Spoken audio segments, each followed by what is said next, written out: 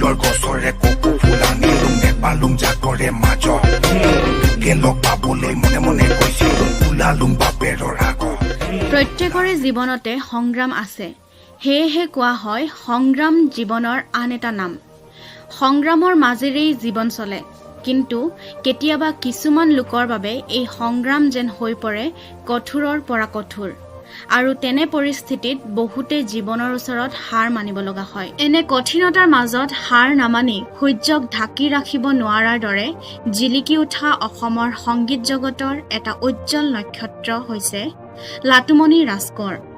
সৰুতেই অকালতে দেউতাকক হেৰুৱাই পদপথত সংগ্ৰাম কৰিবলগীয়া হোৱা আৰ্থিকভাৱে নিঃসহায় লাটুমণি ৰাজকোঁৱৰৰ সংগ্ৰামী জীৱনৰ বিষয়ে আমি কিমান জানো?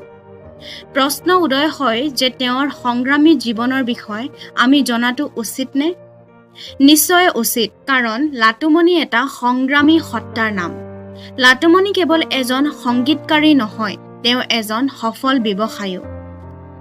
তৈলনগৰী দুলীয়াজানৰ মাজমজিয়াত থকা স্বত্বেও অইলৰ চাকৰিৰ প্ৰতি মুখ নাৰাখি নিজৰ লগতে আন 10টা পৰিয়ালক কৰ্মসংস্থাপন দিয়া কঠোৰ অধ্যাৱসায়ৰ গৰাকী লাটুমণি আজিৰ সমাজৰ এগৰাকী আদৰ্শ ব্যক্তি। বহুতেই নাজানে ৰাংঢালী, চলগৰি, ৰঙিলী, আপোনগৰি, ৰঙামণি, নাচনী আদিৰ দৰে সৰ্বকালৰ জনপ্ৰিয় অসমীয়া গানৰ সৃষ্টিৰ আঁৰৰ মানুহজন যে লাটুমণি ৰাজকোঁৱৰ বুলি। আহোমৰ প্ৰথম পদাৰ্পণস্থলী তথা আহোমৰ প্ৰথম অস্থায়ী ৰাজধানী টিপামত দৃশ্যগ্ৰহণ কৰা জনপ্ৰিয় গায়ক নীল আকাশৰ কণ্ঠত ৰেণু গানটো আপোনালোকে নিশ্চয় শুনিছে। এই গানটোৰ সৃষ্টিৰ আঁৰৰ ব্যক্তিজনো যে লাটুমণি ৰাজকোঁৱৰ এই বুলি আমি কিমানে জানো, যিটো গানে ইউটিউবত বিপুল সমাদৰ লাভ কৰি বৰ্তমানলৈ 22 মিলিয়নতকৈও অধিক ভিউজ পাবলৈ সক্ষম হৈছে। এনে এজন ব্যক্তিৰ বিষয়ে ৰাইজে জনা উচিত বুলিয়েই আমি লাটুমণিৰ সৈতে লোৱা এটি আছুতীয়া সাক্ষাৎকাৰ আপোনালোকলৈ আগবঢ়াই দিছোঁ। দেউতাকক হেৰুৱাই বিভিন্ন সংগ্ৰামৰ মাজেদি আগবাঢ়ি গৈ তেওঁ নিজৰ জীৱনক কিদৰে গঢ়িছে, সংগীত জীৱনৰ 22 বছৰীয়া যাত্ৰাত তেওঁ কিমানটা গান ৰচনা কৰিলে, তেওঁৰ ব্যৱসায়, তেওঁৰ বিভিন্ন ভাৱধাৰা, জীৱন সংগ্ৰামত আগবাঢ়ি যোৱাৰ ক্ষেত্ৰত তেওঁ নৱপ্ৰজন্মক কি ক'ব বিচাৰে ইত্যাদি কথাবোৰ আমি তেওঁৰ মুখেৰে শুনোৱা হওক। আমি বৰ্তমান উপস্থিত আছোঁ আমাৰ অঞ্চলৰ অতিকৈ জনপ্ৰিয় এজন গীতিকাৰ, সংগীতকাৰ তথা কণ্ঠশিল্পীৰ ঘৰত। তেখেতৰ নাম হৈছে, আপোনালোকে চিনি পাইছে, মই নামটো তথাপিও কৈ দিছোঁ নজনাসকলৰ বাবে। তেখেতৰ নাম লাটুমণি ৰাজকোঁৱৰ। নমস্কাৰ। আপোনাক লগ পাই খুবেই ভাল লাগিছে আজি। ধন্যবাদ। মোৰো খুব ভাল লাগিছে।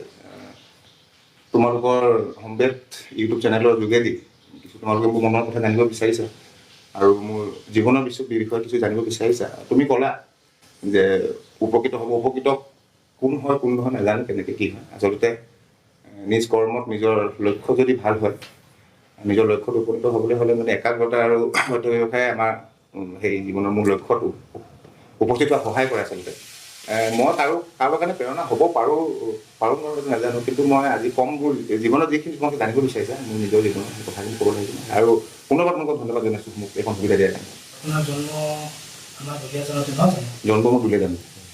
আপোনাৰ জন্মদিনটোৰ কথা জনাব নেকি?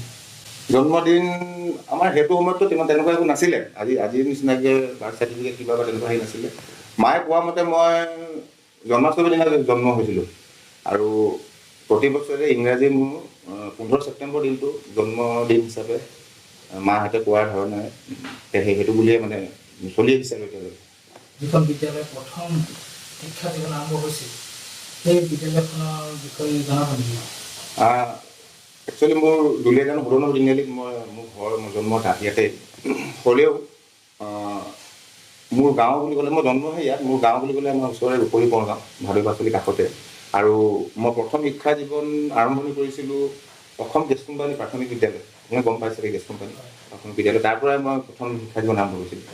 তাৰপিছত ক্ৰমান্বয়ে আপুনি স্কুল, হাইস্কুল, মই হয় কৰিলোঁ। মই মই ক শ্ৰেণীৰ পৰা, এতিয়া আৰু বেলেগ হ'ল, তেতিয়া আমাৰ ক শ্ৰেণী আছিলে, ক শ্ৰেণীৰ পৰা 4ৰ্থ শ্ৰেণীলৈকে তাত পঢ়িলোঁ। তাৰপিছতে 5ম শ্ৰেণীৰ পৰা হায়াৰ ছেকেণ্ডেৰীলৈকে all India higher secondary school, তাৰপিছত আপুনি শিক্ষা জীৱনৰ কথা নাভাবিলে? নাভাবিলে মানে আচলতে মই যেতিয়া জীৱনৰ কথা সুধিছে ক'বই লাগিব। মই ক্লাছ 6ৰ পৰা 7লৈ পৰীক্ষা দিলোঁ। ৰিজাল্ট দিয়াৰ আগতে আচলতে মোৰ দেউতা ঢুকালে। দেউতা ঢুকোৱাৰ পিছত মোৰ ঘৰত ল'ৰা ছোৱালী মিলি আমি 5টা, আৰু 5টাকে ল'ৰা ছোৱালীক পঢ়োৱাটো সেইটো সময়ত দেউতাক নহ'লে মানে যিটো অৱস্থা হয়, সেই মানে পৰিস্থিতিয়ে মোক আচলতে মানে পঢ়াৰ পৰা অকণমান বেলেগ মানে হেৰি কৰিলে, মানে ঘৰৰ মানে পৰিস্থিতি। এইখিনিতে মই পৰিস্থিতিৰ কথা যেতিয়া আহিলে, আমি বিশেষকৈ পৰিস্থিতিক লৈ আপোনাক ইণ্টাৰভিউ কৰিছোঁ, আপোনাৰ সাক্ষাৎকাৰ লৈছোঁ। সেই পৰিস্থিতি যে আহিলে, বেয়া পৰিস্থিতি, সেই বেয়া পৰিস্থিতিত আপোনালোকে কেনেকৈ ধৰণে বেয়া পৰিস্থিতিৰ পৰা ওলাই আহিবলৈ যত্ন কৰিছিলে সেই সময়ত? আচলতে মই ক'লোৱে তোমাক, মই পঢ়াত সিমানো বেয়া নাছিলোঁ আচলতে, আৰু মোৰ বিষয় আছিল অসমীয়া। মাতৃভাষাটোক খুবেই বেছি ভাল পাইছিলোঁ, আৰু সঁচা কথা ক'বলৈ গ'লে ক্লাছ 5ৰ পৰা ক্লাছ 10লৈকে মই অসমীয়া যিটো বিষয়টো, অসমীয়া বিষয়ত মই 99 এফালে মই নম্বৰ পাই পোৱা নাছিলোঁ।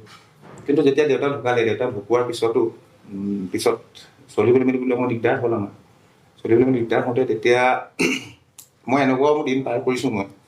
মই ৰাতিপুৱা তেতিয়া আমাৰ গম পাই ইয়াত অইল ইণ্ডিয়াৰ বুলি জানা চাগে, অইল ইণ্ডিয়া আমাৰ প্ৰায় 2:30মান বজাত 3টামান বজাত মানুহবোৰে শ্বিফ্টত যায়, মৰ্ণিং শ্বিফ্ট, ছেকেণ্ড শ্বিফ্ট এনেকৈ যায়। মই ৰাতিপুৱা সেই 3টা বজাত উঠি পেলাই আমাৰ ঘৰৰ সন্মুখতে এখন হোটেল আছিলে, তেওঁলোকে ৰাতিপুৱা হোটেলখন খোলে। তাৰ আগতে এখন টেবুল এখনত মই পাণ তামোল বিক্ৰী কৰোঁ। প্ৰথম পৰ্যায়ত পাণ তামোল বিক্ৰী কৰোঁ। সেই 3 বজাৰ পৰা প্ৰায় 6:30-7 বজামানলৈকে পাণ তামোল বিক্ৰী কৰোঁ। পাণ তামোল বিক্ৰী কৰি দোকানখন সামৰি পেলাই স্কুল যাওঁ। তাৰপিছত স্কুলৰ পৰা আহি আকৌ তেতিয়া আমাৰ 3:30 বজাত ছুটি হয়, 3:15 ছুটি হয়, ঘৰ আহি পাওঁতে 3:30-4 বাজে। আহি যি পালোঁ খালোঁ, খাই বৈ আকৌ দোকানখন খুলি ৰাতি 8মান বজাত বন্ধ কৰি তাৰপিছতে যি 1-1.5 ঘণ্টা পঢ়িব পাৰোঁ। তাৰমানে ভাগৰো লাগে গোটেই হেৰি কৰি। তাৰ মাজতে আৰু সংঘৰ্ষৰ কথা আছে, যিহেতু আমাৰ খেতি বাতি নিজৰ আছিলে বাৰু অলপ, আৰু সেইটো সময়ত আমাৰ এনেকুৱা এটা অৱস্থা আছিল যে আমি গাড়ী এখন ভাড়া কৰি পেলাই ৰূপহী কোনোবাৰ পৰা দুলীয়া যাবলৈ প্ৰায় 12 কিলোমিটাৰ, আমি যে গাড়ী এখন ভাড়া কৰি পেলাই ধানখিনি ইয়ালৈকে আনিম বা ট্ৰেক্টৰ লগাই আমি, সেইটো সময়ত ট্ৰেক্টৰ ইমান নাছিলে বা গৰু দিয়ে আমি মৰণা মাৰিছিলোঁ। তো গতিকে মই ঠেলাত তাৰ পৰা আনো। তাৰমানে দেওবাৰ দিনটোত প্ৰায় দেওবাৰ দিনটোত মানে মই 3 টিপমান মাৰিলোঁ। তাৰমানে ৰাতিপুৱা ইয়াৰ পৰা মই 3টামান বজাত ওলাই যাওঁ ঠেলাখন লৈ, তাত যিমান পাৰোঁ ডাঙৰি উঠাই আনি পেলাই খালি লগত মই 2-3টামান ল'ৰা লৈ যাওঁ, কাৰণ আমাৰ টিপলিঙৰ যিখন দলংখন উঠোঁতে বৰ মানে তাত অকলে নোৱাৰি মানে ভাবোঁ 2-4জনে সেইকে সহায় কৰে। তেনেকৈ আনো, ঘৰলৈ আনো। তাৰপিছত তেতিয়া নিজৰ গৰু নাই ধান মাৰিবৰ কাৰণে, ভৰিয়ে মায়ে মই ধান মাৰোঁ, বাইদেউটো থাকিছোঁ মিলি তেনেকুৱা সংঘৰ্ষ আৰু আচলতে জীৱনটো। সেই সংঘৰ্ষৰ সময়ত আপুনি মানসিকভাৱে কেতিয়াবা ভাঙি পৰা যেন লাগিছিল নেকি? মানসিকভাৱে ভাগি পৰা আচলতে কেতিয়া লাগে সেই বস্তুটো, এনেই কাম কৰি থাকিলে ইমান একো হেৰি নালাগে, মানে সেইটো সময়ত যিটো জোৰ আছিলে মানে ফূৰ্তিয়ে লাগে। ধানখিনি আনি পথাৰৰ পৰা ইয়াত আনি পেলাই ভৰিয়ে মৰা, সেইটো ভালেই লাগে। কিন্তু দুখ তেতিয়া লাগে, দেউতা নথকা অনুভৱখিনি তেতিয়া হয় যেতিয়া বহাগৰ বিহুটোত, গৰু বিহুৰ দিনা যেতিয়া চবে নতুন মানে কাপনি যুঁজায় গৰু বিহুৰ দিনাখন। আৰু আমি আহোম সম্প্ৰদায়ৰ মানুহ, গাহৰিটো লাগেই আমাক, পইতা ভাতৰ কিবা এটা হেৰি। কিন্তু আমাৰ সেইটো সময়ত পইচা নাছিল, আৰু নতুন কাপোৰ প্ৰায় আমি তেনেকৈ 8টামান বসন্ত পাৰ কৰিছোঁ য'ত আমাৰ নতুন কাপোৰ আমি পিন্ধিয়ে নাপালোঁ। তেনেকৈ হেৰি কৰি পেলাই সেইটো সময়তে মানে আচলতে পৰিস্থিতি মানে ভাগি পৰা যেন লাগে। হ'লেও আকৌ নতুনকৈ সাহস দিয়ে মায়ে, পাৰিবি তহঁতি কৰ, কষ্ট কৰ। এতিয়া আপোনাৰ যিহেতু আপুনি তেনেকুৱা ধৰণৰ সংঘৰ্ষ কৰি আপুনি বাস্তৱ জীৱনৰ সৈতে মোকাবিলা কৰি আছে, বৰ্তমানে মোকাবিলা কৰি আছে। আপুনি যে পাণ দোকানৰ কথা ক'লে, পাণ দোকানৰ পৰা মই এতিয়া বৰ্তমান ব্যৱসায়লৈ গুচি আহিছোঁ। তো পাণ দোকানৰ পৰা সেই শিক্ষাটো আপুনি যিহেতু সৰুতে আপুনি এটা শিক্ষা পালে যে ব্যৱসায়ৰ যোগেদিও কিছু টকা ইনকাম কৰিব পাৰি, ঘৰখনক ছাপোৰ্ট কৰিব পাৰি, নহয় জানো? এই ক্ষেত্ৰত অসমীয়া মানুহবোৰক, বিশেষকৈ আমাৰ অঞ্চলৰ দুলীয়াজান অঞ্চলৰ ল'ৰা ছোৱালীবোৰক দেখা নাযায় বজাৰলৈ অহা, বা তাৰ তুলনাত বেলেগ সম্প্ৰদায়ৰ লোকসকলে মানে ধুনীয়াকৈ বিজনেছ কৰি সৰু বিজনেছ ভণ্টিত পাণ দোকান দিয়ে ঘৰ চলাই আছে, বহুত টকা ইনকামো কৰিছে, ঘৰো বনাইছে। এই ক্ষেত্ৰত আপুনি যে আগবাঢ়ি আহিছে, লগতে 10জনকো লৈ গৈছে, এই আপুনি প্ৰেৰণাটো সেই সৰুকালৰ নেকি? সেই সৰুকালৰ, সেই আচলতে মানুহে পৰিস্থিতিত পৰিলে মানেহে গম পায় আচলতে ব্যৱসায় কি আচলতে। যদি দুলীয়াজান অঞ্চলৰ কথা যিহেতু ক'লা, দুলীয়াজান অঞ্চলত কি হয়, প্ৰায় 80% লোক অইল ইণ্ডিয়া লিমিটেডৰ কৰ্মৰ সৈতে জড়িত মানুহ। গতিকে তেওঁলোকে কাৰো জীৱনলৈ সেইটো নাহক, যিটো মই শৈশৱ কটাইছোঁ, সেইটো শৈশৱ কাৰো জীৱনলৈ নাহক। সেইটো কাৰণে আচলতে কি হয়, তেওঁলোকে নাভাবেই যে আমি ব্যৱসায় কৰিব লাগিব। কাৰণ মাহেকৰ দৰমহাটো আহে আৰু যি মন গৈছে তাকে পিন্ধিছে, যি খাব মন গৈছে খাব পাইছে। গতিকে তেওঁলোকৰ অহানে কিন্তু সেই পৰিস্থিতিয়ে বাধ্য কৰালে আচলতে মোক ব্যৱসায় কেনেকৈ কৰে। তেতিয়াৰ পৰা ব্যৱসায়তে মন। আৰু মই সঁচা কথা কৈছোঁ, মই দুলীয়াজান থাকিলে মোক কিছুমানে হাঁহে, লগৰ কিছুমানে গুৱাহাটীৰ ফালে থকা মোৰ নলবাৰীৰ লগৰ আছে, সিহঁতি হাঁহে। তো দুলীয়াজানত থাকি তই অন্য কাৰণে চাকৰিৰ কাৰণে ট্ৰাই নাই কৰা। আৰু আচল সকলোতকৈ মই ডাঙৰ কথাটো আপোনালোকক কালি কৈ দিওঁ, মোৰ এক্সেঞ্জ কাৰ্ডেই নাই, আজিলৈকে বনোৱাই নাই মই। কাৰণ মোৰ চাকৰি মোৰ আশাই নাই, মই চাকৰি কৰিম বুলি কেতিয়াও জীৱনত ভবাও নাই। আৰু মই চাকৰি যে কৰি মই কিবা ডাঙৰ মানুহ ভবা নাই। মই যিখিনি দেখিছোঁ বাস্তৱ জীৱনত, যিখিনি মই দেখিছোঁ, যিমান কেইজন মানুহ আজি ছাকচেছ হৈছে, ব্যৱসায় কৰিয়ে হৈছে, লাগিলে সেয়া পাণ খুমটিয়ে হওক, লাগিলে সেয়া শাক পাচলিয়ে বিক্ৰী কৰক, লাগিলে সেয়া ধান বিক্ৰীয়ে হওক, মোৰ তেতিয়াৰ পৰা মোৰ মাথাত নাছিলে যে মই চাকৰি কৰিম, চাকৰি বস্তু মোৰ মাথাত নাছিলে। মই যি কৰোঁ মই ব্যৱসায়ৰ জৰিয়তে কৰিম আৰু নিজৰ কষ্টেৰে কৰিম। আপোনাৰ যিটো এতিয়া আপুনি হোম ডেলিভাৰী যিটো চিষ্টেম কৰিছে, সেইটো কেনেকুৱা আহিল আপোনাৰ মনত? হোম ডেলিভাৰী চিষ্টেমটো আচলতে কৰোণাই কৰিলে, যোৱা বছৰৰ পৰা কৰোণাই শিকালে আচলতে কৰিবলৈ। এনেকুৱা কিছুমান মানুহ পালোঁ, যাৰ ধৰি লওক 3জন ল'ৰা আছে, কিন্তু 3জন ল'ৰা বাহিৰত থাকে, ঘৰত মাক দেউতাকে অকলে। তেওঁলোকৰ ঘৰত সকলো বস্তু আছে, কিন্তু নিমখ নাই। কিন্তু এনেকুৱা এটা কৰোণাৰ সময়ত এতিয়া 70 ঊৰ্ধ 80 ঊৰ্ধৰ সেই বুঢ়া বুঢ়ী যিসকল আছে, তেওঁলোক ওলাই আহিব কেনেকৈ ঘৰৰ পৰা। তেতিয়া মোৰ এটা মনলৈ কথা আহিল যে মই এটা কাম কৰোঁ, যিটো মই ফ্ৰী হোম ডেলিভাৰী, মই অত্যাৱশ্যকীয় যিখিনি সামগ্ৰী, মই সামগ্ৰীখিনি ঘৰে ঘৰে গৈ দিম আৰু বজাৰ মূল্যত দিম। মই এটকাও বেছিকৈ নলওঁ। মই ইয়াৰ পৰা যদি মোক যদি 1 কিলোমিটাৰৰ পৰা 1 কিলোমিটাৰ দূৰৰ পৰা বা 2 কিলোমিটাৰ দূৰৰ পৰা মোৰ যদি এটা ফোন আহে, মোক এপেকেট নিমখ লাগে, মই এপেকেট নিমখ দিবলৈও মই যাম। আৰু সেই নিমখটো যদি বজাৰত 10 টকা, তেনেহ'লে 10 টকা, বজাৰত যদি 15 টকা, মোক 15 টকা, মই তাৰ পৰা 1 টকা, মোৰ 4 গুণা পইচাটো মই বেছিকৈ নলওঁ। তেনেকৈ কৰি পেলাই এতিয়া মই সমাজত পাইছোঁ। এতিয়া প্ৰায় মোৰ 100 ঘৰমান মোৰ নিয়মীয় গ্ৰাহক। তেওঁলোকে লকডাউন শেষ হোৱাৰ পিছতো তেওঁলোকে মোৰ পৰাই মানে বস্তুখিনি কিনিম বুলি তেওঁলোকে কথা দিছে। এই ব্যৱসায়টো যে কৰিছে, ব্যৱসায়ত লাভৰ মুখ দেখা যায়নে? ডেফিনেটলি দেখা যায় লাভৰ মুখ। ব্যৱসায় কৰিব জানিলে লাভৰ মুখ দেখা যায়। আচলতে কি এটা মই দেখিছোঁ, নিজৰ মানুহৰ কথা কৈছোঁ দেই, নিজৰ মানুহৰ কথা কিছুমান কৈছোঁ যে আমাৰ মানুহবোৰে ভাবে কি আমি 1 বস্তা বিক্ৰী কৰি পেলাই 100 টকা প্ৰফিট খাম বুলি ভাবে। কিন্তু মই অলপ বেলেগকৈ ওলোটাকৈ ভাবোঁ, মই 100 বস্তা বিক্ৰী কৰি মই 1 টকাকৈ খাম, প্ৰথমটো একেটাই। দিনটোত 1 বস্তা বিক্ৰী কৰিছে 100 টকা খাইছে, মই দিনটোত 100 বস্তা বিক্ৰী কৰিম, কিন্তু মই 100 টকাই ল'ম, 100 টকা খাম। আপুনি বিক্ৰীটো বেছি কৰিব বিচাৰিছে আৰু প্ৰফিটটো কম লৈ পিনে বেছি বিক্ৰী কৰি প্ৰফিটটো বেছি কৰিব বিচাৰিছে। মানে কথাটো এইটো কুইক চেল স্মল প্ৰফিট সেই তেনেকুৱা ধৰণৰ বস্তুটো। এতিয়া চবতকৈ ডাঙৰ কথাটো হৈ গ'ল, এতিয়া বহুত কিবা কিবি অনলাইন কিছুমান শ্বপিং আহিছে, বহুত আছে, নাম ল'বলৈ বেয়া লাগে, বহুত আছে। মানে আজিকালি মোবাইলটো চাই পেলাই তাত ইমানেই বেছি আছে, চাইট আছে যে তাত মাৰি দিলে মানে আলুলৈকে পিঁয়াজলৈকে পায়। কিন্তু তেওঁলোকৰ এটা থাকে, বোলে 500 টকা বজাৰ কৰিলেহে আমি দিবলৈ যাম, বা 400 টকা বজাৰ কৰি দিব। কিন্তু মোৰ তেনেকুৱা নাই, মই 10 টকা বস্তু কিনিলেও দিবলৈ যাম, 15 টকা বস্তু কিনিলেও দিবলৈ যাম, 5000 টকা বস্তু কিনিলেও দিবলৈ যাম। আৰু চবতকৈ ডাঙৰ কথাটো কৈছোঁ, বৰ্তমান সময়ত ধাৰা মিঠাতেল 235 টকা প্ৰিণ্ট আছে। এতিয়া এখন দোকানৰ পৰা যদি আপুনি কিনিবলৈ যায়, খুব বেছি তাৰ পৰা কিমান কমাব, 5 টকা কমাব, 10 টকা কমাব। মই সেই 235 টকা প্ৰিণ্টটো কিন্তু মই 200 টকাকৈ দি আছোঁ, ফ্ৰী হোম ডেলিভাৰী। আৰু সেইটো কেনেকৈ দিছোঁ মই কৈ নিদিওঁ, সেইটো মোৰ বিজনেছটো সফলতাৰ দিশত স্বাৰ্থৰ বাবে কাম কৰিলে যিকোনো বিজনেছ আগবাঢ়ে, সেইটো আপুনি বুজি আগবাঢ়িছে নহয় জানো? আৰু সৎ উপায়ে কৰিলে মানে নিশ্চয় বেছি যেতিয়া ব্যৱসায়টো এক্সপাণ্ড হ'ব, যিটো বাঢ়িব, তেতিয়া আচলতে চবতকৈ ডাঙৰ কথাটো হৈ গ'ল, মই কেইটকা পইচা ইনকাম কৰি পেলাই মই কিমান সুখী, সেইটো মই পইচাটোৰ লগত মই সুখটো মই হেৰি নকৰোঁ। মোৰ এটা ভাইটি আছে, ৰাজা ভূঞা বুলি, খুব সুন্দৰ গীত গায়। মোৰ ব্যৱসায়টো মোৰ যিটো ব্যৱসায়, তাৰ লগতে মই মাছ মাংস সকলো দিওঁ। মই লোকেল মুৰ্গী, ব্ৰইলাৰ মুৰ্গী, গাহৰি মাংস, ছাগলী মাংস, হাঁহ, যেনেকৈ লাগে তেনেকেই। আৰু সেইটো বজাৰ মূল্যত যেতিয়া সেই ৰাজাই ফোনটোতো মোলৈ আহে যে আপোনালোকে মাছ মাংস পাব, যেতিয়া একেদিনাই সি 10টা হাঁহ বিক্ৰী কৰে, মোকতো সেই এটকা পইচা দিবলগীয়া হয়। 10টা হাঁহ বিক্ৰী কৰাৰ পিছত সি যদি 20 টকাকৈ যদি পালে, সি যদি 200 টকা যদি দিনটোত যদি সি যদি মোৰ ফালৰ পৰা মোক থৈ দিয়ে, সি যদি ঘৰখনৰ কাৰণে যদি গোটাব পাৰিছে, উপাৰ্জন কৰিব পাৰিছে, মই সুখী তাতে। তাৰমানে মোক 11মান পইচা নালাগে আচলতে। যিসকলে ব্যৱসায় কৰিব খুজিছে বা এনেকুৱা ধৰণৰ মাছ মাংসই হওক বা আলু কচুৱে হওক বা পাণ দোকানেই হওক, এই ক্ষেত্ৰত লাটুমণি ৰাজকোঁৱৰ আদৰ্শৰ নিচিনা হৈ পৰিছে বুলি মই ভাবিছোঁ। কিন্তু কথাটো কি হ'ল, এইখিনিতে মই দৰ্শক এইকাৰণে ক'ব খুজিছোঁ, লাটুমণি ৰাজকোঁৱৰৰ প্ৰয়োজন নাই এইবোৰ কৰিবলৈ। তথাপিও তেওঁ কৈছে সংগীতৰ জগতত তেওঁ এজন প্ৰতিষ্ঠিত ব্যক্তি আৰু তাৰ উপৰি তেওঁৰ বহুতখিনি সন্মান আছে।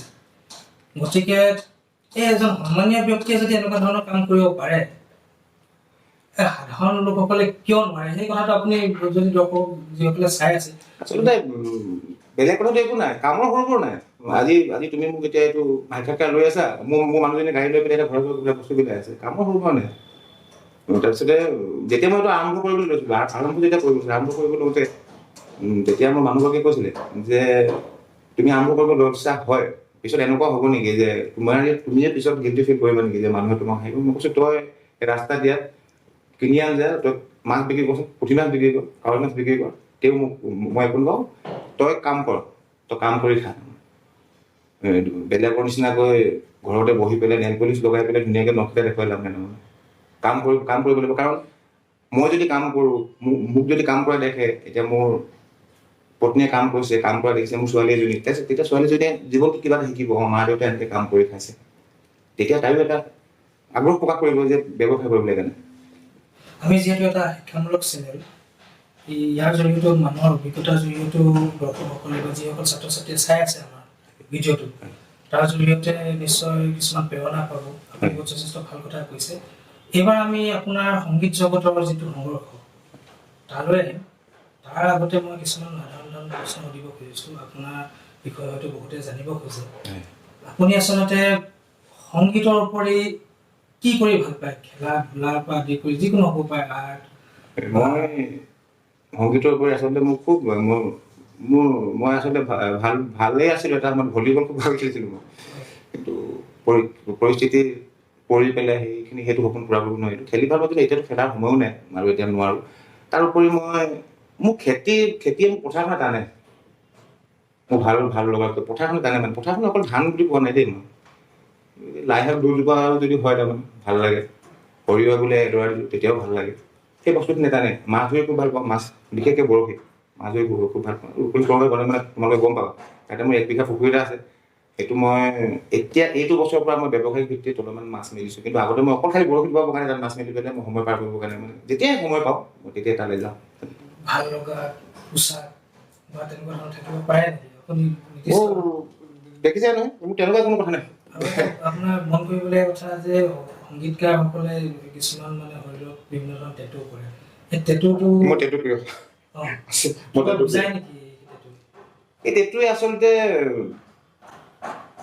কিছুমান মানে কি, তোমাৰ কিছুমান সপোন থাকে নহয় মানুহৰ, সৰুৰ পৰা কিছুমান সপোন থাকে নহয়। সেই সপোনবোৰ এতিয়া মই নিজৰ সপোনত বাৰু মই সপোনৰ লক্ষ্যত মই উপনীত হৈছোঁ, কিন্তু আৰু কিছু সপোন আছিল মোৰ যে মই আৰু পঢ়িব পাৰিলোহেঁতেন যদিহে মই দেউতা থাকিলেহেঁতেন, বা দেউতা থকা হ'লে হয়তো মই মোৰ ভাল লগা বিষয়টোত মই আৰু অলপমান কিবা কৰিব পাৰিলোহেঁতেন। সেইবোৰৰ পৰা মানে সেইবোৰে যেতিয়া আমনি কৰে, তেতিয়া আচলতে টেটু অঁকাটোৰ পৰা সাধাৰণ কথা নহয়। আচলতে টেটু অঁকা বহুতৰ জ্বৰ উঠি তিনি উঠিব নোৱাৰে, আৰু সেই বস্তুবোৰ যেতিয়া মোক আমনি কৰে তেতিয়া মই কি কৰিম? তেতিয়া মানে সেই দুখবোৰে কিছুমান ক'ৰবাত মোৰ ভুল হ'ল নেকি, ক'ৰবাত ভুল কৰি পেলাই মই সপোনৰ পৰা মই বিচলিত হ'ম নেকি? তেতিয়া যেতিয়া আমনি কৰে সেই টেটুটো তেনেকৈ আহোঁ। আৰু টেটু ইয়াত মোৰ বেলেগ একো নাই দিয়া, মা নাম আছে, ইয়াত মা নাম আছে, ইয়াত ছোৱালীজনীৰ নাম আছে, ইয়াত মানুহজনীৰ নাম আছে, মই সেনেকৈ লিখোঁ, বেলেগ টেটু নাই। তাৰপিছত এইফালে ভগৱানৰ আছে, সেয়াই। উত্তৰ বিপৰীতে যি কালচাৰটো হয়, হাৰ্ড ৰক যিসকলে কৰে তেওঁলোকে কৰে। তথাপিও মানে আপোনাক সুধিছোঁ, যিহেতু কাণ ফুলি লগাইছে বা এনেকুৱা ধৰণৰ আৰু এতিয়া কিবা টেটু কৰিছে, সেইটো মানে ধৰি লওক এইটো এটা ট্ৰেণ্ড এটা বৰ্তমান চলি আছে। বৰ্তমান বুলিয়ে নহয়, বহুত দিনৰ পৰা চলি আছে। সেইটো ক্ষেত্ৰত আপুনি কোনোবা এজন সংগীতজ্ঞ বা তেনেকুৱা ধৰণৰ ব্যক্তি আছে নেকি যাৰ মানে আদৰ্শ বা যাক ভাল লগাৰ কাৰণে এইবোৰ কৰিব ল'লে? নহয়, তেনেকুৱা কথা নহয়।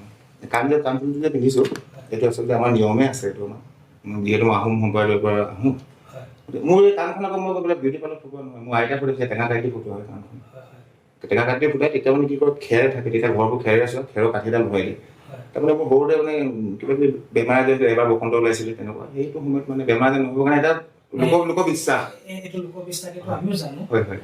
কিন্তু আমাৰ বাহিৰে যিসকলে নাজানে তেওঁলোকেতো সেইটো বেলেগ বুলি ফেশ্বন বুলি ভাবিব, ষ্টাইল বুলি ভাবিব। নহয়, এইটো ষ্টাইল নহয়, এইটো আমাৰ কালচাৰ হয়, আমাৰ আহোম সম্প্ৰদায়ৰ মাজত আছে সেইখিনি বস্তু।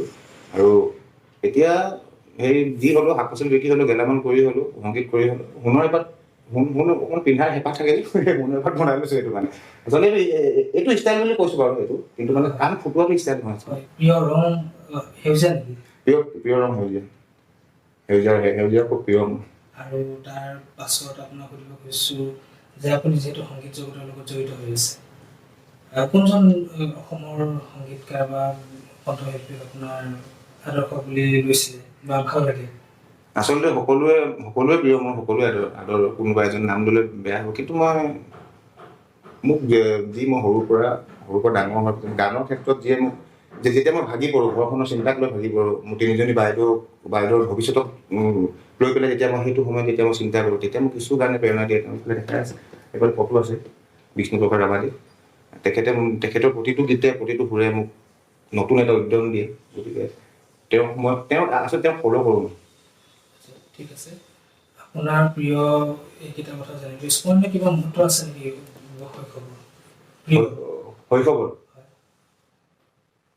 শৈশৱৰ স্মৰণীয় আছে? ভালটো কোনটো বেয়াটো কওঁ? ভালটো কওঁ, ঠিক আছে। কি হ'ল, এবাৰ স্কুলত তেতিয়া মইতো ক'লোৱে দেউতা ঢুকালে পিছত ক্লাছ 8ৰ পৰা 9লৈ পাছত স্কুল উইক হয়। তেতিয়া স্কুল সপ্তাহ যিটো আমি কওঁ, বিদ্যালয় সপ্তাহ পালন কৰোঁ। তাত আচলতে এখন নাটক এখন তেতিয়া নাটক প্ৰতিযোগিতা হয় এনেকৈ। আমাৰ ক্লাছ 9ৰ ফালৰ পৰা এখন নাটক কৰিম বুলি আমি কেইজনমান ল'ৰা আৰু ছোৱালী এনেকৈ লগৰ আমি ঠিক কৰোঁ। নাটকখনৰ নামটো আছিলে লেঙেৰা বেজৰৰ বিলৈ। আৰু খুব সুন্দৰকৈ তাত চৰিত্ৰসমূহ ফুটাই তুলিছিলে, লিখিছিলে খুব ধুনীয়াকৈ। এতিয়া নাই তেওঁ, এইটো আমাৰ দুলাল শৰ্মা ছাৰ খুব ধুনীয়া, সৰু চুটি গল্প বা চুটি নাটবোৰ খুব ধুনীয়াকৈ লিখে। আৰু মোক ক'লে তই কৰিব লাগিব, তই সেই যোনটো লেঙেৰা বেজ মেইন যোনটো কেৰেক্টাৰ, সেইটো তই কৰিব লাগিব। ছাৰ, মইতো জীৱনততো মই হেৰি কৰা মানুহ, অভিনয় কৰা মানুহ নহয়। নাই তই কৰিব লাগিব, তই পাৰিবি, তোৰ চেহেৰাটোৱে কৈছে পাৰিবি তই। আৰু 5 দিন সময় চাই, 5 দিন ৰিহাৰ্চেল পাৰিবি। এতিয়া ছাৰৰ কথা পেলাব নোৱাৰোঁ, কৰিলোঁ নাটকখন। আৰু সেই নাটকখন কৰাৰ আগতে বহুত নাটক হৈ আছিলে। আৰু মোৰ চৰিত্ৰটো যেতিয়া মই ভুমুকি মাৰিলোঁ, প্ৰথম ভুমুকিটোতে প্ৰথম ডাইলগটো কোৱাৰ পিছতে যি মোৰ সতীৰ্থসকলৰ হওক বা ছাৰ বাইদেউসকলৰ পৰা যিটো হাততালি, সেইটো মই বোলো কি হৈছে আচলতে, মই কি কৰিছোঁ কি নকৰিছোঁ নাজানো, কিন্তু তেওঁলোকে ভাল পালে। আৰু সেইখিনি হোৱাৰ পিছত নাটকখন শেষ হ'ল। নাটকখন শেষ হোৱাৰ পিছত ৰিজাল্ট আহিলে। নাটকখনত আমি পুৰস্কাৰ নাপালোঁ, কিন্তু বেষ্ট এক্টৰ ৰূপে মই বেষ্ট এক্টৰ পালোঁ। জীৱনৰ সেইটো এটা স্মৰণীয় মুহূৰ্ত। মই অভিনয়ৰ মানুহে নহয়, হ'লেও সেইটো এটা থাকি যাব মনত। আপুনি অভিনয়ৰ লগতো ইমান ধুনীয়াকৈ জড়িত হ'ব পাৰিলে, হয় সেইটোৰ পৰা নহয় জানো? কিন্তু আপুনি ভাবিছে নেকি কেতিয়াবা, আমাৰ যিহেতু জুবিন দায়েও ধুনীয়াকৈ কিছুমান কৰি আছে, ইউটিউবত মোৰ গান পাব, এনে গানত মই 2 এটা ভুমুকি মাৰোঁ, খালি নিজকে অভিনেতা বুলি নাভাবোঁ আৰু। সেইটো আচলতে যিসকলে আমাৰ ডাইৰেকশ্যন কৰে, ডাইৰেক্টৰসকলৰ, আৰু যিসকলে কোৰিঅ'গ্ৰাফাৰসকলৰ ডিমাণ্ডত মোক কয় পাতিবলৈ বা লাটুদা আপুনি ওলাব লাগিব গান। মই নোলাওঁ। কেইদিনমানৰ আগতে এটা মোৰ গান ৰিলিজ হৈছিলে, খালি বিহু কৰোণা আহিলে কাৰণে বিহুত বৰ এতিয়া হ'লেও কিছু ৰাইজে আদৰি লৈছে। ডাংকাই বুলি গীত এটা আছে, তাক মোক যোনটো ডাঙৰ ককাই যোনটো ডাঙৰ ককায়েকৰ ৰোলটো মই কৰিছিলোঁ। ডাঙৰ ককায়েকটোৱে সেই বেয়া বস্তুবোৰ খাই, মদ ভাং খাই পৰি থাকে এনেকুৱা টাইপ। মোক ক'লে, মই খুব ধুনীয়াকৈ কৰিছিলোঁ, ডাইৰেকশ্যন কৰিছিলে, পাৰফৰ্মেঞ্চ বুলি ভাইটি এজনে কৰিছিলে। কৈছে লাটুদা আপুনি পাৰিব কৰিবলৈ কওক। বোলো মদাহী ৰোলটোতো ইমান ওজন হৈ আছে। আচলতে মদ নোখোৱাকৈ এটা মদাহী মানুহৰ অভিনয় কৰাটো খুব কঠিন। মই নিজে হেৰি কৰিলোঁ, কিন্তু যেতিয়া কৰিলোঁ, যেতিয়া গীতটো মুক্তি পালে, তাৰপিছত এনেকুৱা কিছুমান মোলৈ মেছেজ আহিব ধৰিলে, ফোন আহিব ধৰিলে, লাটুদা ভাল গৈছে। আনকি এতিয়া বৰ্তমান সময়ত বেহাৰবাৰী ইয়াত কৈছে, যোনটো আমাৰ মোহন কেৰেক্টাৰ যোনটো আছে আমাৰ দীপজ্যোতি, সিও মোক এটা কমেণ্টত দিছে যে ককাইদেউ বৰ ধুনীয়া কৰিছে, ভাল লাগিছে। সেইকাৰণে যি পাৰোঁ কৰি আছোঁ। এতিয়া আমি 2020 চনৰ যিটো আপোনাৰ ছুপাৰহিট ছং, সেইটোৰ পৰা আপোনাৰ সংগীত জগতৰ বিষয়ে আমি জানিবলৈ চেষ্টা কৰিম। সেই তাৰ পৰা আৰম্ভ কৰিছোঁ, একদম অতীতৰ পৰা আৰম্ভ নকৰোঁ, তাৰ পৰা আপুনি অতীতলৈকে আপুনি গুচি যাব পাৰিব। সেই যিটো মই প্ৰথম অৱস্থাত আপোনাৰ যেতিয়া গানটো ৰিলিজ হোৱা নাই, তেতিয়া মই গানটো শুনিলোঁ, আৰু সেই গানটো আপুনি গাইছিলে প্ৰথম মই গাইছিলোঁ। হয়, তো সেই গানটো আপুনি অকল যে ছুপাৰহিট কৰাইছে সেইটো লৈ পিনে আমি ইমান ক'বলৈ যাওঁ, এইকাৰণে ক'বলৈ আমি বেলেগ এটা কথাতহে প্ৰসংগতহে আমি ক'বলৈ গৈছোঁ যে সেই গানটোত আমাৰ গোটেই অঞ্চলটোৰ নাম জড়িত হৈ আছে, বিখ্যাত হৈ গৈছে, নহয় জানো? ভাদৈপা চালি দীপাম, শ্বুটিঙো কৰিছে আপুনি, সেইটোৱে আমাক গৌৰৱবোধ এটা দিছে। আগতেতো ভাদৈপা চালিৰ পৰা যদি আমি ঢুলীয়াজনো মানুহে চিনি নাপায় যে ভাদৈপা চালি কি বস্তু, হয় নহয়?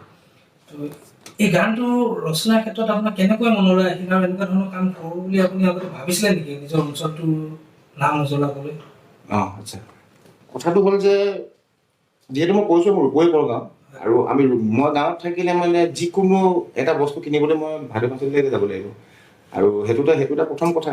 আৰু 2 নম্বৰ কথাটো হৈ গ'ল যে মোৰ মামা মানে আমাৰ মাৰ আচলতে মাহীয়েকৰ ঘৰ তাতে ভাদৈ পাচলিতে। তেওঁ এতিয়া আমাৰ কোঠা ঢুকাইছে অৱশ্যে, আমাৰ বৰগোহাঁই বা গোহাঁই ছাৰ বুলি ক'লে মানে আমাৰ গোহাঁই ছাৰৰ কথা কৈছোঁ, এতিয়া ঢুকালে ভাদৈ হাইস্কুল হৈ গৈছে। তো তেনেকৈ ভাদৈ অঞ্চলটোৰ লগত বা ভাদৈ সেই জেগাখিনিৰ লগত মোৰ এটা বেলেগ এটা ৰিলেশ্যন আছে, মানে মোৰ আন্তৰিক কিবা এটা ৰিলেশ্যন আছে। তো তেনেকৈ মই মাজে সময়ে অলপমান সময় পালে মানে মই টিপামলৈ গুচি যাওঁ। টিপামত গৈ দেখোঁ ইমান ধুনীয়া, আৰু প্ৰথম ভৰি থৈ পেলাই চৌকাতে প্ৰথম ভৰি থোৱা প্ৰথম অস্থায়ী ৰাজধানী। কিন্তু আজি অতি দুখৰ কথা যে মানে অসমৰ মানে এতিয়া বুৰঞ্জীত নাই, সেই ঠাইডোখৰ নাম নাই।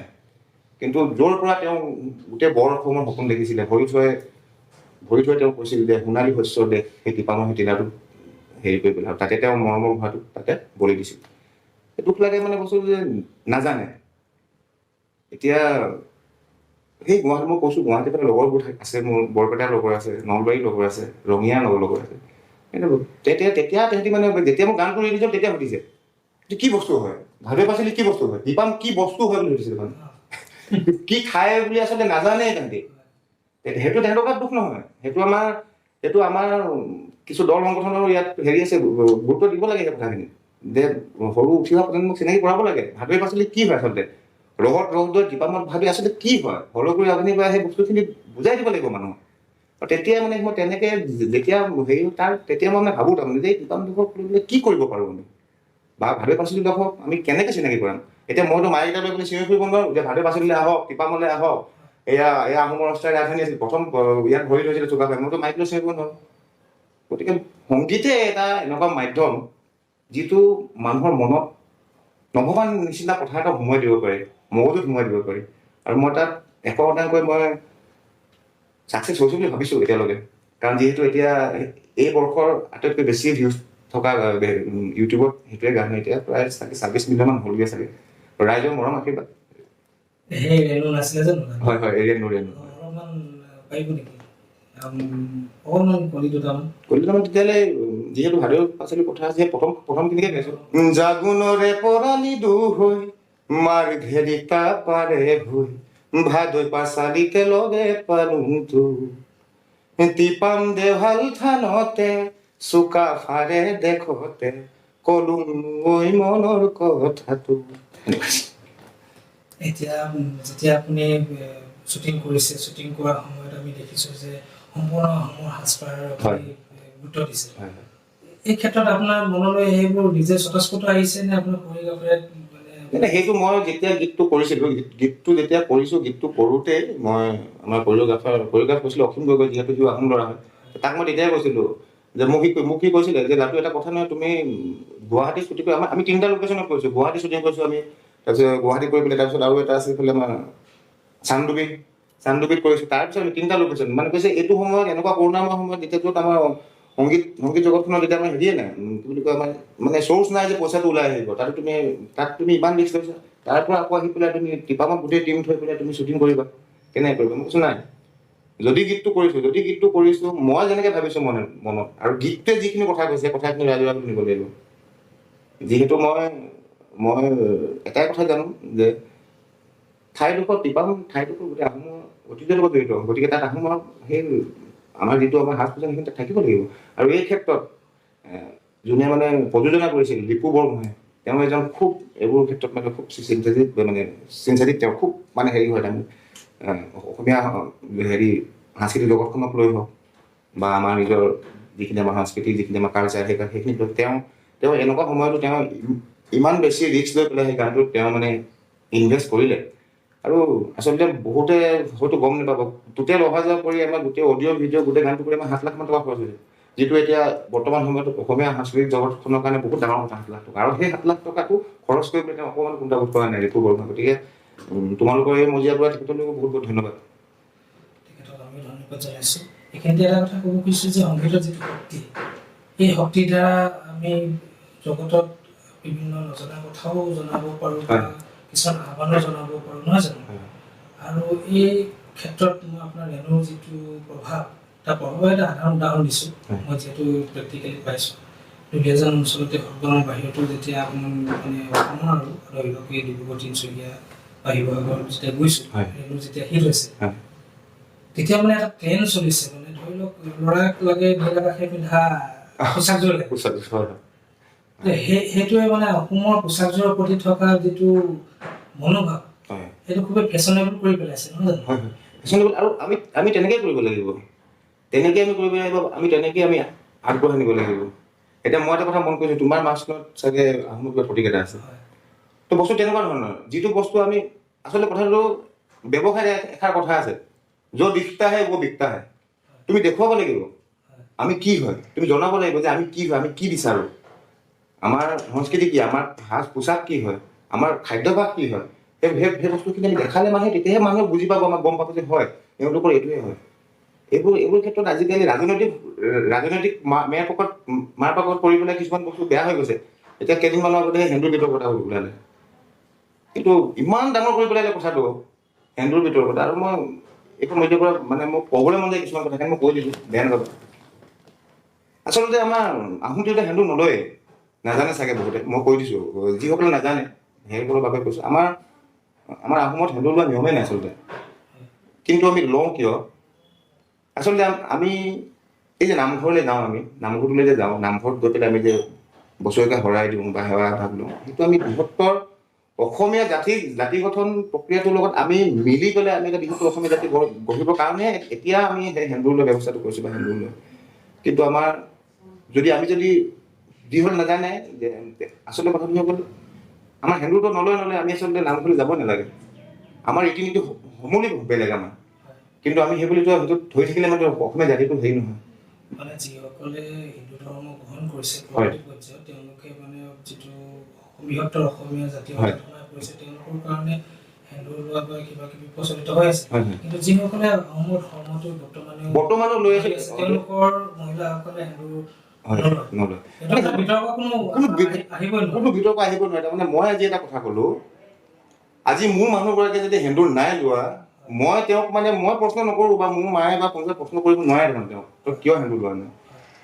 আৰু ক'ত এনেকুৱা প্ৰমাণ আছে যে হিন্দু ল'লে মানে সেই মানুহটোৰ আয়ুস থাকিব? মই যদি ৰাতিপুৱা শুই উঠাৰ পৰা খালী পেটে যদি মদে খাই থাকোঁ, 3 হিন্দু ল'লে মানে বাচি থাকিম নেকি? লিভাৰ বাচি যাব নেকি? প্ৰেক্টিকেল কথা কিছুমান চিন্তা কৰিব লাগিব। হিন্দুৰে মানুহ লগতে হিন্দুৰেও ওলোটা সেই মাইকী মানুহখিনিক সেই তাত খজুতি কৰি পেলাই কেতিয়াবা ইনফেকশ্যনে হয়। সেইবুলি মই হিন্দুটো বেয়া বুলি ক'ব যোৱা নাই, কিন্তু কথাটো বিতৰ্কৰ বিষয়ে নহয় আচলতে। বিতৰ্কৰ পৰা আমি আঁতৰি আহোঁ। এতিয়া আপুনি ৰেণুৰ পৰা গৈ আপোনাৰ প্ৰথম ৰেকৰ্ডেড চঙলৈ যাম। প্ৰথম ৰেকৰ্ডেড চঙলৈ যোৱাৰ আগতে আপোনাৰ প্ৰথমটো গীত, আপুনি যিটো গীত লিখে, প্ৰথমটো গীত যিটো লিখিছিলে আৰু প্ৰথমটো গীত য'ত আপুনি কণ্ঠ দিছিলে, বা আপুনি প্ৰথমটো ষ্টেজ প্ৰগ্ৰেম য'ত কৰিছিলে, সেইটো ইমান ডাঙৰ মঞ্চই হওক বা সৰু মঞ্চ, তালৈ গুচি গৈছোঁ। আপুনি এতিয়া জনাব লাগে যে প্ৰথম আপুনি গীত কেতিয়াৰ পৰা লিখিব লাগে আৰু কেনেকৈ লিখে এইটো গীতটো?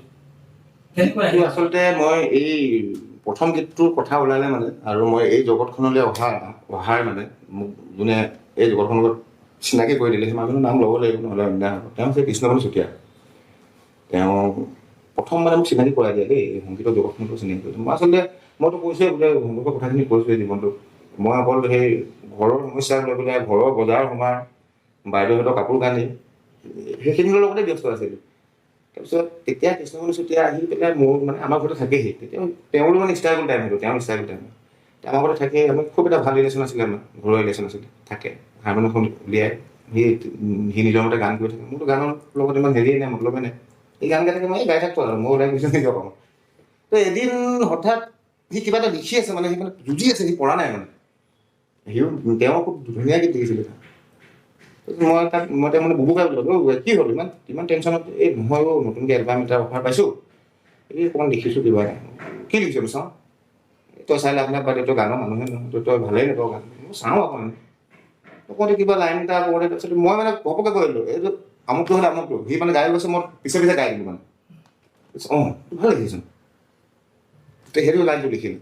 তাৰপৰা মই ওলাই গুচি গ'লোঁ। অকণমান পিছত এইটো পিছত কি লগালে ভাল হ'ব? মই ক'লোঁ, তেনেকৈ ক'লোঁ, এই তই গান লিখিব পাৰিবি, গম পাওঁ মই ধেমালি কৰা নাই, তই গান লিখিব পাৰিবি। তেনেকৈ ষ্টাৰ্ট বস্তুটো, তাৰ পৰা ষ্টাৰ্ট। তাৰ পৰা মই প্ৰথম তেওঁ এটা কেছেট কৰিছিলোঁ, নামটো মন আকাশৰ তৰা নে মন ফাগুনৰ পাছত কিবা এটা এনেকুৱা এটা আছিলে দেই, মই নামটো পাহৰিছোঁ, যিহেতু বহুত বছৰ হৈ গ'লতো, আজি 22-23 বছৰ আগত। তেওঁ গাত দিয়ে, তেওঁ গীত এটা কেছেট এটা কৰিছিলে যে, মোক তই বোলে মইতো একো কৰি নিদিওঁ, তই গীত এটা লিখ, বিহু এটা লিখ তই। মই ঠিক আছে চেষ্টা কৰোঁ, লিখিলোঁ বিহুটো, কিন্তু এতিয়া তুমি মোক গাবলৈ নকওঁ, সেইটো পাহৰি গৈছোঁ দেই। মই লিখিলোঁ আৰু কিবা মানে হেৰি নহয়, জনপ্ৰিয় নহ'ল, সিমান জনপ্ৰিয় নহ'ল কিন্তু দেই। কিন্তু যেতিয়া সেই বুবুকাই যেতিয়া মানে ৰেকৰ্ডিং কৰি আছিলে, গানটো ৰেকৰ্ডিং কৰি থাকোঁতে বোলে যিসকলে বজাই আছিলে তেওঁ বোলে কৈছিলে তেতিয়া, কোনে লিখিছে গানটো? ক'লে যে মোৰ ভাইটিয়ে লিখিছে, ল'ৰাটো ভাল লিখিব দেই, এটা মনত বোলে ভাল লিখিব, ভাল ভুল কৰিব, তেনেকৈ ক'লে। তো তাৰ পৰা ছাপৰ্টটো পাই তেনেকৈ আৰু আগবাঢ়ি আহিলোঁ।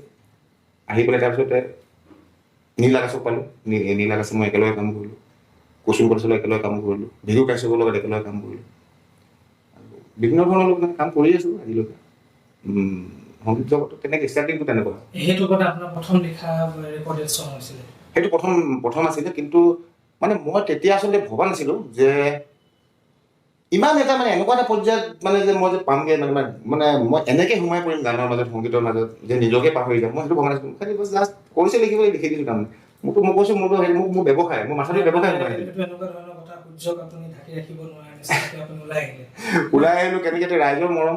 আপোনাৰ যিটো সংগীতৰ কেৰিয়াৰ প্ৰায় 22 বছৰ, নহয়? 22 বছৰ। 22 বছৰীয়া কেৰিয়াৰত আপুনি কিমান সংখ্যক এতিয়া গানৰ লগত জড়িত হৈ কিমান সংখ্যক গানক আপুনি জনপ্ৰিয় কৰিব পাৰিছে বুলি আপুনি আপোনাৰ হিচাপত আছে?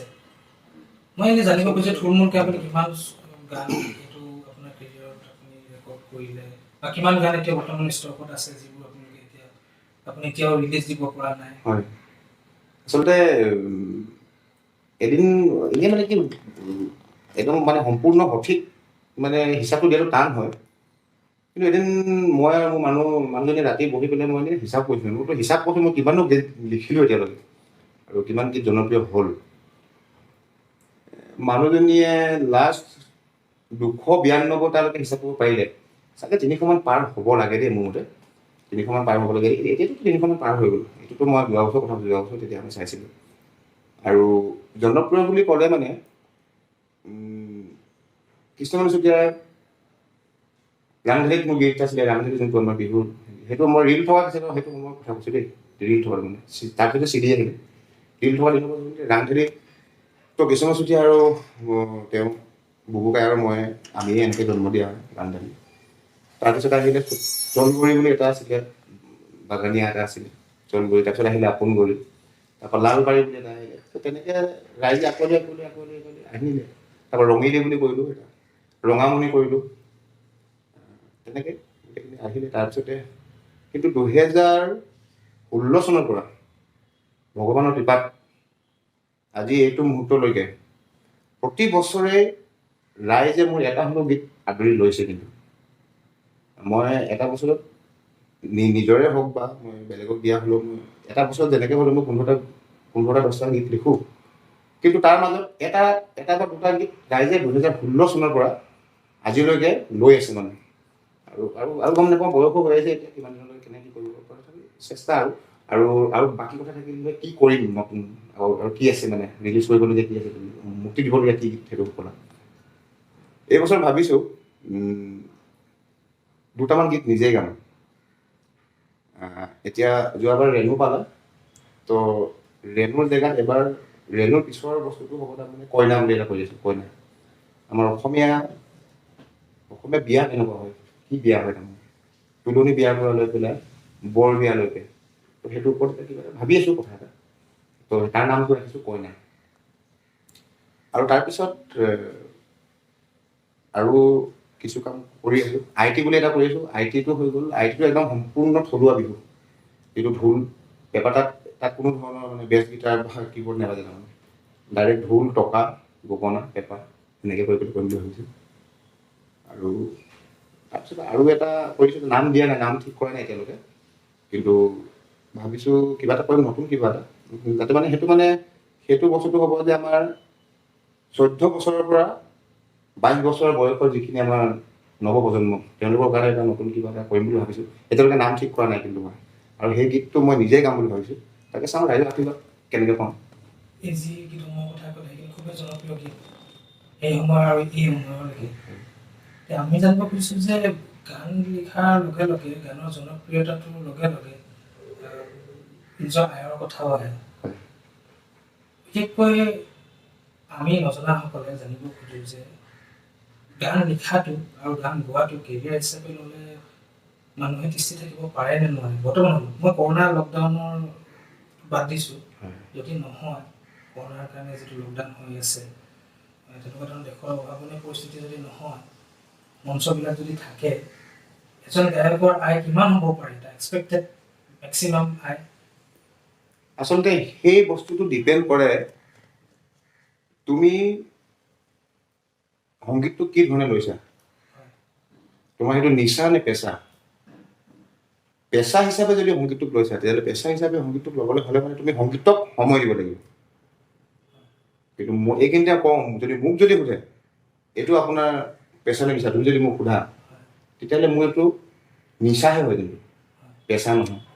কাৰণ বৰ্তমান সময়ত বৰ দুখ লগা ছবি আমাৰ অসমত শিল্পীসকলৰ বাবে।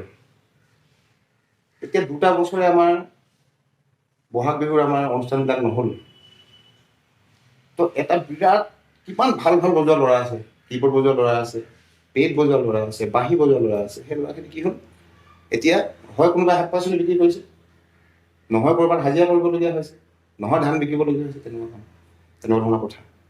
কিন্তু যদি ভাল দিন আহে, কৰোণাটো বাদ দিছোঁ, যদি ভাল দিন আহে, যদি 24/7 যদি সময় দিয়ে সংগীতত, তেতিয়াহ'লে এই কেৰিয়াৰটো বেয়া কেৰিয়াৰ নহয়।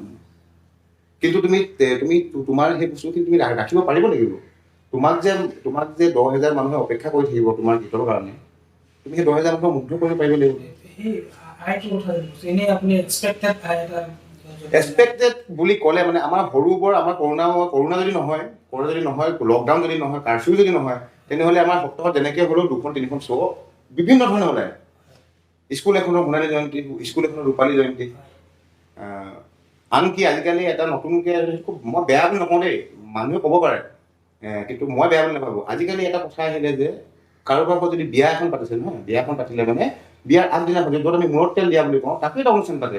তো তাৰ পৰাও আমি কিছুমান, কিন্তু যদি মই ভাবি লওঁ মই বিয়া ঘৰত গান গামনে, কিন্তু সেই বিয়া ঘৰৰ পৰাই, সেইখন মঞ্চৰ পৰাই বহুত কিবা কিবি হৈ যাব পাৰে। গতিকে মিনিমাম মেক্সিমাম বুলি কোনো কথা নাই। কিন্তু যদি লাগি থাকে, যদি নিজৰ কণ্ঠটোক যদি ভাল ধৰণে যদি পৰিষ্কাৰকৈ ৰাখিব পৰা যায়, তেনেহ'লে ভাবোঁ এটা মাহততো 1 পৰা 1.5 লাখ টকা কমাব পাৰে আৰামছে। মানে মই বিহুৰ কথা নাই কোৱা, বহাগৰ কথা নাই কোৱা দেই। বহাগততো সেইটো আনলিমিটেড, কিন্তু সেই বুলি মই এটা গান জনপ্ৰিয় হ'ল বুলিয়ে মই একেৰাতিৰ ভিতৰতে যে এখন অনুষ্ঠানত যে মই 2.5 লাখ টকা ল'ম, মই সেইটোক কিন্তু মই কেতিয়াও সমৰ্থন নকৰোঁ।